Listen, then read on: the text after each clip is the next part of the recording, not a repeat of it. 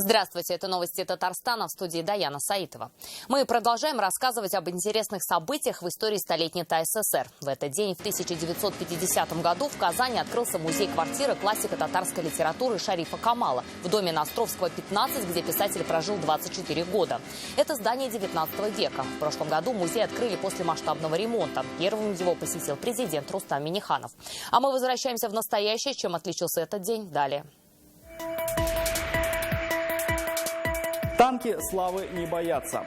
Слово «способно» мы приняли как «должна». В Кремле чествовали команду КамАЗ-Мастер. Чем они живут после Дакара, узнал Рамиль Шайдуллин. Экспертиза и эксцессы. Чтобы мы четко понимали, в какой части, где кто ошибается. Что не так в Главном бюро медико-социальной экспертизы, узнал Дмитрий Аренин.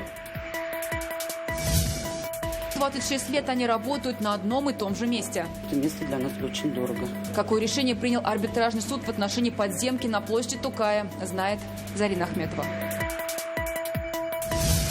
Масштабные инвестиции в молодежь. О запуске новой программы реновации молодежных центров, на которую из бюджета республики будет направлено 2 миллиарда рублей. О новых проектах для молодежи. Вероника Гайнудинова. Они прославляют честь автомобильного спорта как Татарстана, так и России. Такими словами Рустам Минниханов приветствовал команду КамАЗ-Мастер. Сегодня в Кремле чествовали победителей международного ралли-марафона «Дакар». Как отметил президент, победа команды – это достойный вклад к столетию ТССР и 75-летию Великой Победы. Что на фоне триумфа чувствуют сами камазовцы, узнал Рамиль Шайдуллин.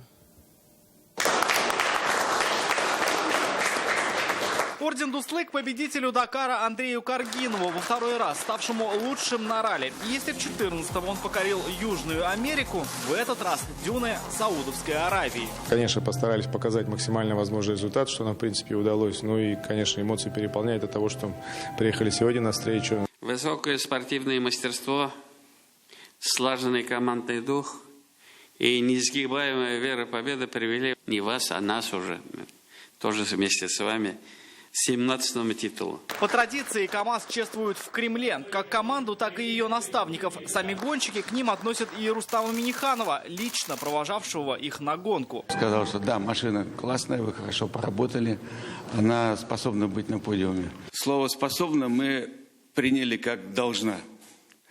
И 2 недели гонки все для этого делали. Собственно, вот она, высшая награда Дакара, тот самый легендарный золотой бедуин. Честно говоря, непривычно и даже немножко страшновато держать ее в руках. Все-таки это та самая статуэтка, ради которой боролись сильнейшие гонщики планеты. В камнях, пустынях и на новом континенте КамАЗ бил мало того, что мировые, но и свои личные рекорды. Они почти не потратили времени на поломки. Вот на этой трассе у нас вот замена колеса 6 минут.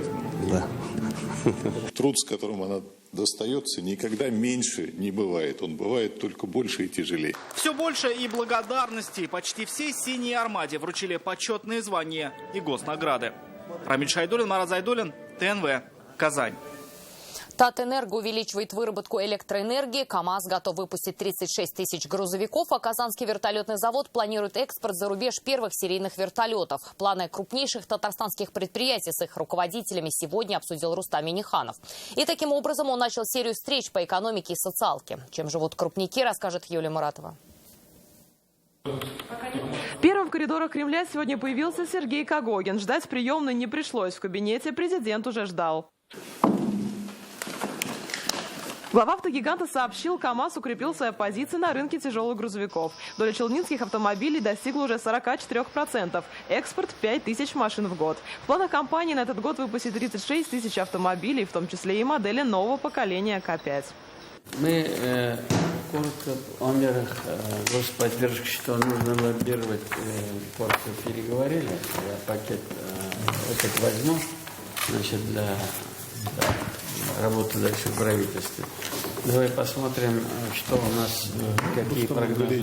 Если комплекс мер будет реализован, я объяснил, что наша подача была такая, что не 5%, а 10% можем дать. КамАЗ мы просчитали, у нас получается при реализации предлагаемых мер господдержки у нас 1,60%.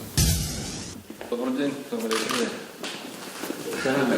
Выхода Сергея Кагогина ждало уже руководство ТАИФа. Гендиректор компании Руслан Шагабуддинов рассказал о ключевых результатах работы. ТАИФ продолжает модернизировать производство, улучшать экологию и создает условия для промышленной безопасности. Вы слышали установку президента, что экономика должна расти 5%. Она просто так расти не будет, ее надо очень много работать. Направление.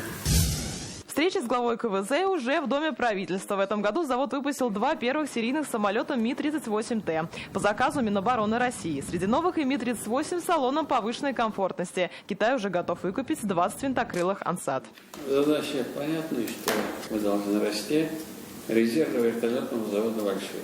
Если мы правильно получим и поддержку, и сами немножко мозгами будем шевелить.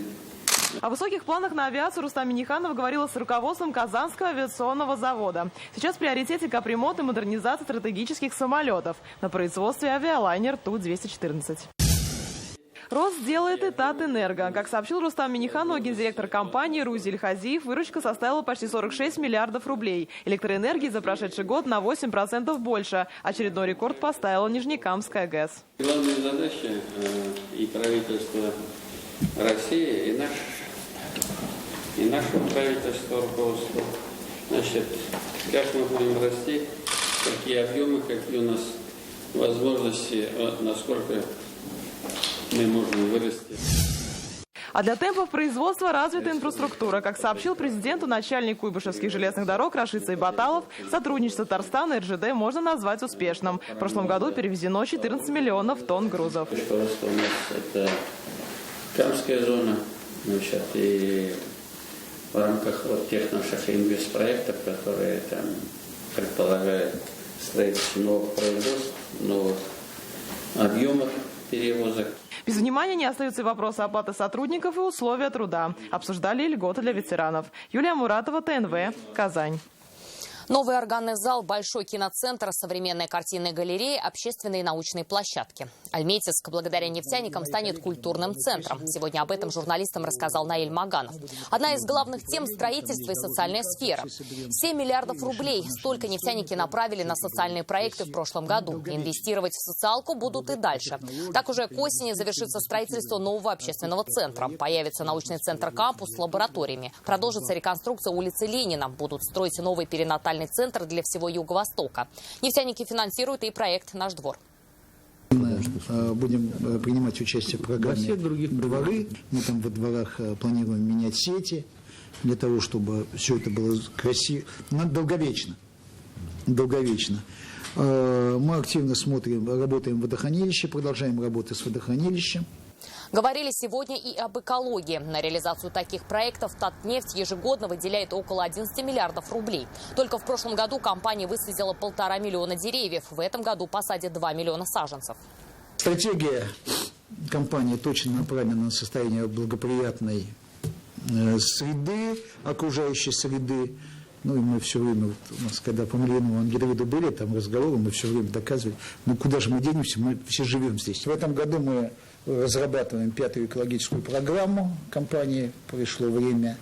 Она будет большой, кто из коллег даже применяет такой термин беспрецедентный.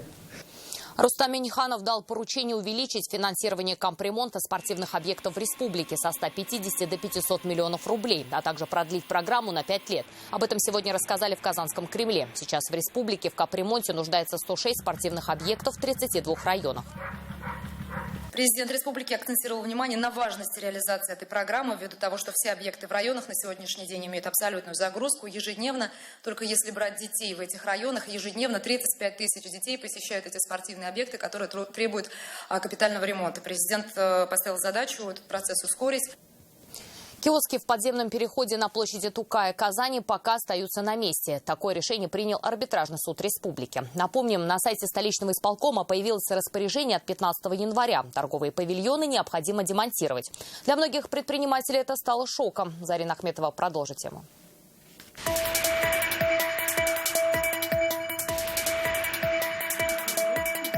Уже более 20 лет эта подземка для казанцев служит своеобразным торговым центром. Поэтому и новость о том, что эти торговые павильоны могут демонтировать, многих огорчила. Однако со вчерашнего дня в силу вступило определение арбитражного суда республики о том, что все остается на своих местах. Арендатор у этих площадей один. Хозяева павильонов – субарендаторы. В январе появилось распоряжение мэрии. Все ларьки они должны убрать до 28 января самостоятельно. В противном случае ликвидируют принудительно. Договор аренды истек.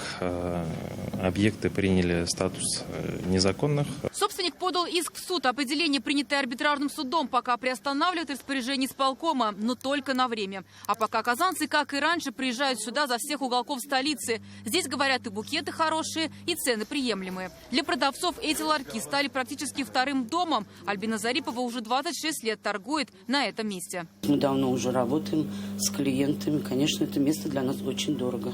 Вот мне здесь нравится покупать, потому что букеты у них почему-то какие-то необычные.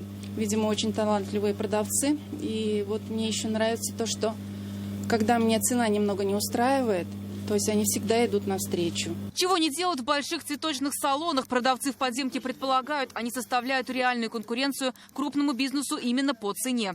Торговые павильоны здесь работают с 1994 года. С тех пор поток покупателей только растет. Берут все, от транспортных карт до шапок и колготок. Летом вообще хорошо, туристы. Тут улица Баумана, туристы постоянно ходят и постоянно покупают. Я вот сюда, здесь покупаю что-нибудь интересненькое. Ну, вообще... Здесь все так недорого и доступно. Прошел мимо и купил. Сувениры в магазинчике отдельно открыты, там дороже чаще всего. Ну и как-то здесь, не знаю, привычнее. Согласно федеральному закону, исполком должен выставить площадь на аукцион. Тогда ее обладателем станет тот, кто предложит большую сумму. Но останутся ли здесь в таком случае нынешние предприниматели? Вопросов пока больше, чем ответов. Если появляются какие-то крупные сетевые, то мы с вами видим, как исчезают малый и средний бизнес. Вот, конечно, не хотелось бы, чтобы это происходило и в данной ситуации тоже. С планами исполкома арендатор не согласен. Судебные разбирательства продолжаются. Окончательную точку в этом деле должны поставить в Верховном суде. Зарина Ахметова, Ринат Сафин, ТНВ, Казань. Хитрые дачники казанского танкодрома готовы к сносу домов. На каких условиях? Читайте в интернет-газете «Реальное время». Экспертиза должна быть прозрачной, без волокиты и не вызывать социального напряжения. Такие задачи сегодня поставили Бюро медико-социальной экспертизы Татарстана. Итоги минувшего года подвели на коллегии. Напомним, работу этого учреждения сопровождал ряд коррупционных скандалов. Сделали ли выводы, узнал Дмитрий Аринин.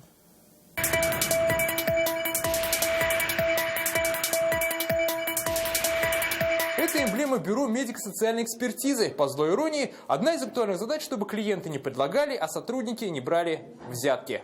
Самый громкий повод – целая преступная схема, по которой 18 человек получили липовые справки о раке желудка и несколько лет пользовались льготами инвалида первой группы.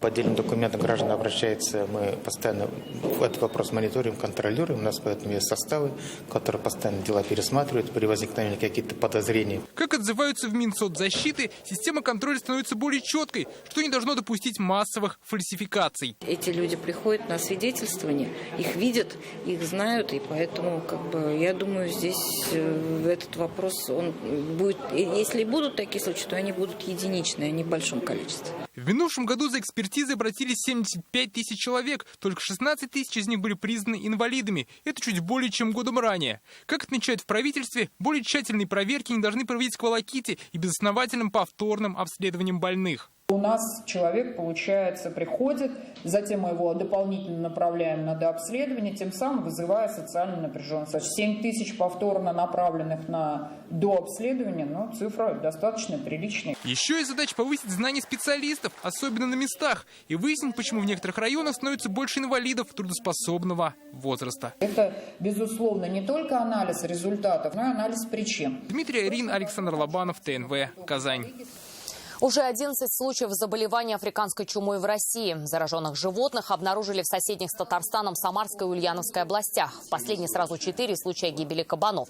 Благодаря всем мерам в Татарстане случаев инфицирования АЧС пока не выявили. Сейчас в республике 500 000 голов свиней. Чтобы не допустить распространения вируса, ветеринары объехали все свиноводческие предприятия и напомнили о санитарных правилах. Ограждение строгое. Дальше дезинфекционный барьер с подогревом. А также, все корма поступающие товарные фермы, свиноводские комплексы строго-настрого контролируются. В молодежь большие инвестиции. Проекты развития молодежной политики в республике обсудили сегодня на коллегии самого молодого министерства. Обновить молодежные центры в районах, увеличить зарплату специалистам отрасли, отремонтировать детские лагеря. Что уже удалось реализовать и какие новые проекты появятся для молодежи? Вероника Гайнудинова. Автобус 1430, Урам, Экстрим-парк Миллениум. О проектах, реализованных в 2019-м, молодежь рассказывает Фариду Мухамедшину. Татарстан стал регионом добрых дел. В республике самое большое количество волонтеров. Они и самые активные. Так добровольцем года в России стала Инесса Клюкина из нашей республики. Волонтером года становится Инесса Клюкина. Созданный в 2019-м корпоративный университет за год принял больше 700 учеников. Обучение прошли руководители молодежных центров. Они собрали именно руководителей молодежных центров и нас объединили. Обо всем, что удалось реализовать и предстоит сделать в этом году, обсуждают на коллегии. Зарплаты специалистов в молодежной сфере за год выросли с 21 тысячи до 28 тысяч рублей. Цель министерства – довести до 32 тысяч. В этом году в молодежь самые масштабные инвестиции. Президент Республики Татарстан на нашей встрече буквально за несколько дней до коллегии принял решение о запуске новой программы реновации молодежных центров, на которую из бюджета республики будет направлено 2 миллиарда рублей. Сейчас молодежные центры есть только в 20 районах республики. Теперь построят, в других обновят. Продолжат в этом году ремонтировать детские лагеря и подростковые клубы. Поддержка молодых семей и сельской молодежи – приоритетные направления. И нужно работать с каждым молодым человеком, говорит Фарид Мухамедшин. Наша задача – искать новые резервы и возможности. Улучшение работы этой молодежи.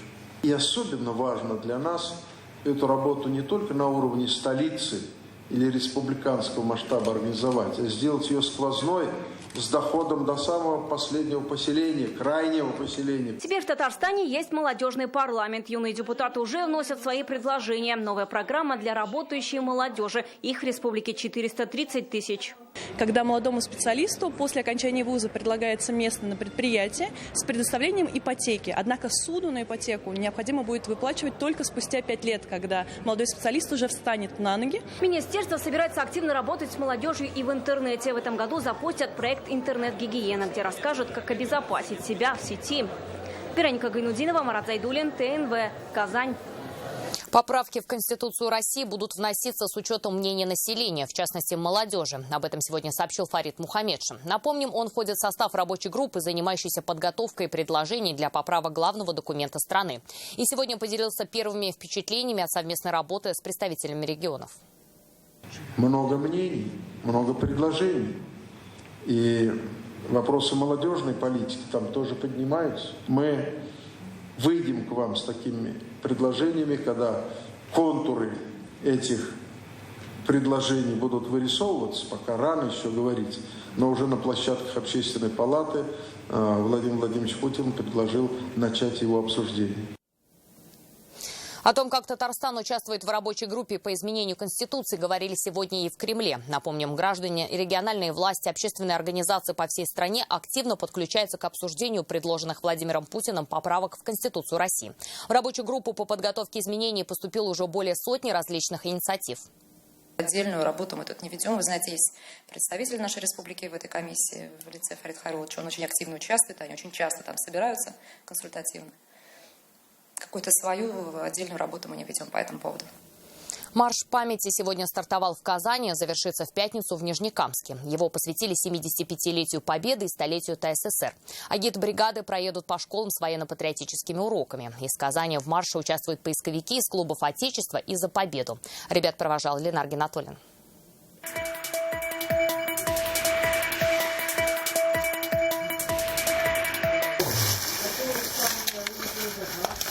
Сегодня у кадетов 35-го лицея ранний подъем. С вечера они сложили спальные мешки, собрали сумки, чтобы в 5 утра выехать в Нижнекамск. Там сегодня открытие республиканской акции «Марш памяти». Мы уходим в зимний поход по Республике Татарстан, посещая многие города, села, деревни, выступая и говоря о том, чтобы люди, дети никогда не забывали о войне, чтобы они об этом помнили. Ребята-участники поисковых отрядов республики были в экспедициях на Невский пятачок и Заячью гору. В музее лицея тысячи экспонатов, найденных на полях сражений. Очень много разных экспонатов, всяких вещей. Вот недавно мы закончили для создания макетов. У нас есть разные макеты в общем музее, где там Кавказская битва, битва за Москву, который был создан даже недавно в таком большом объеме. И то есть сами кадеты занимаются для создания данных макетов. Делиться военно-патриотическим опытом с нижнекамскими школьниками ребята будут в творческом формате. Песни военных лет, стихи и реконструкция сражений уже в автобусе начинают репетировать.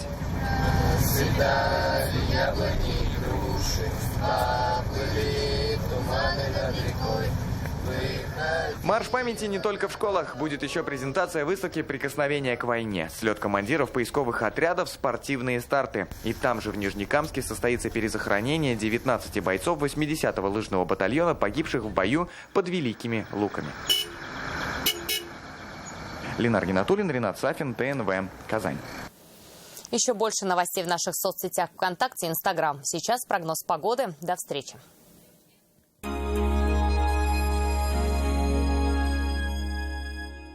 Канавто на Минской возобновляет госпрограмму «Первый и семейный автомобиль». Обменяйте свой автомобиль на новую «Лада» с выгодой до 155 тысяч 90 рублей. Особые условия на автомобиле «Лада» с ПТС 2019 года. Канавто 512 12 12.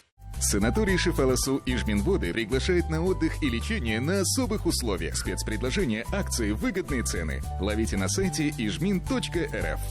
Вы еще не слышали? Ипотека от 1%. Квартиры Акбарс Девелопмент. Звони сейчас. Телефон в Казани 295 77 77. Васильевский шифаханасына юл тотабыз. Саф һава, туклыклы ризык, күп төрле дәвалау алымнары. Тәүлегенә нибары 1490 сумнан. Барлык номерларга да 20% ташламалар. 1 и 2 февраля на сцене Московского драматического театра «Модерн» пройдут гастроли Национального молодежного театра Республики Башкортостан имени Мустая Карима. 1 февраля москвичи смогут увидеть спектакль «Башкирская свадьба». 2 февраля «Радость нашего дома». Спектакли обеспечиваются синхронным переводом на русском языке. Билеты на сайте zamancha.ru.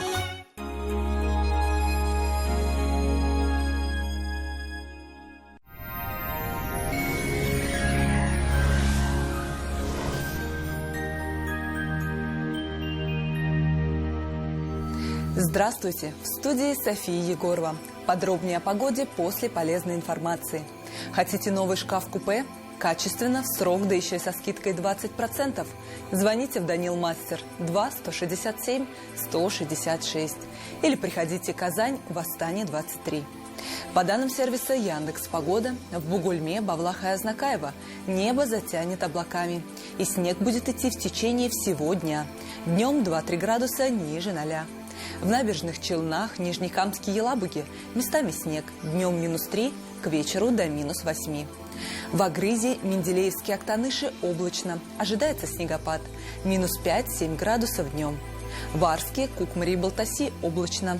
Ожидается небольшой снег и -5.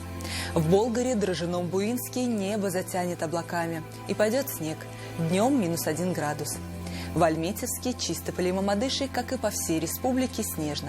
Днем до -3. Теплые воздушные массы продолжают удерживать в Татарстане довольно теплую и снежную погоду. В предстоящие сутки в столице Татарстана будет облачно. Ожидается снег, местами сильный. Возможно метель. Днем около 3 мороза. Ветер юго-восточный. От умеренного до сильного. Атмосферное давление в норме. 754 миллиметра ртутного столба. Влажность воздуха 92%. В магнитном поле Земли без значительных колебаний. На дорогах сильная гололедица. Местами снежные заносы. На этом наш выпуск завершен. Всего доброго.